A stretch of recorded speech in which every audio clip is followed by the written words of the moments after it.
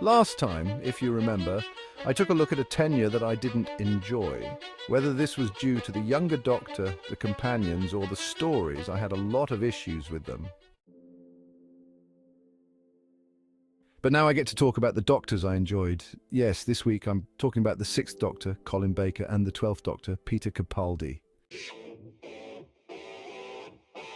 Welcome to the Snake Pit, where we're full of bile and venom. I'm Snake Demon, and today I'm going to explore how the series continues to echo its past, both on and off the screen. Both of these eras continued the darker themes from previous Doctors. Interestingly, both Colin Baker and Peter Capaldi had appeared in the series as entirely different characters before taking on the role of the Doctor. Their tenures represented a return to form, in my opinion, with more adult stories, something long since lost.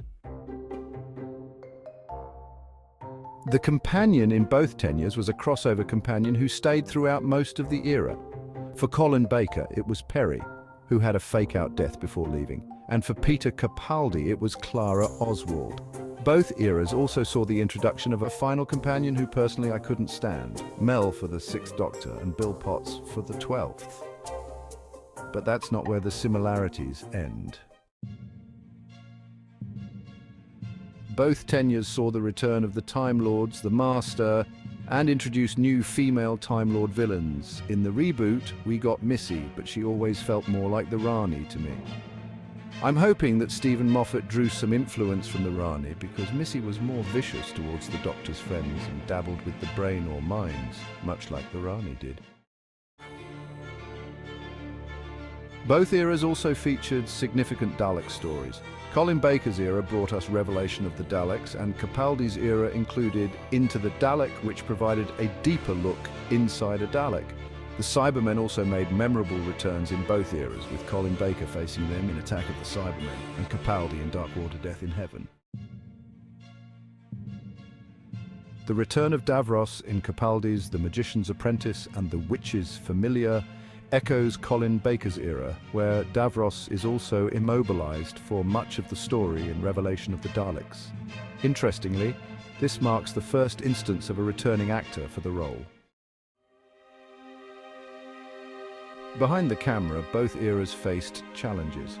Colin Baker's time saw the show go on a temporary hiatus, and had his planned next season gone ahead, we would have seen even more returns.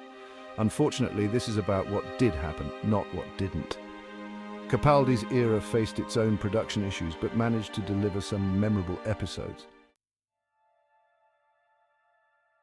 In the final few episodes of both eras, we see the return of the Master.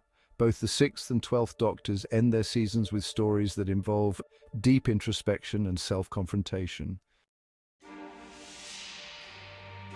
This is where the similarities don't stop, unfortunately, and I will go into those for the 7th and god-awful 13th Doctors next time.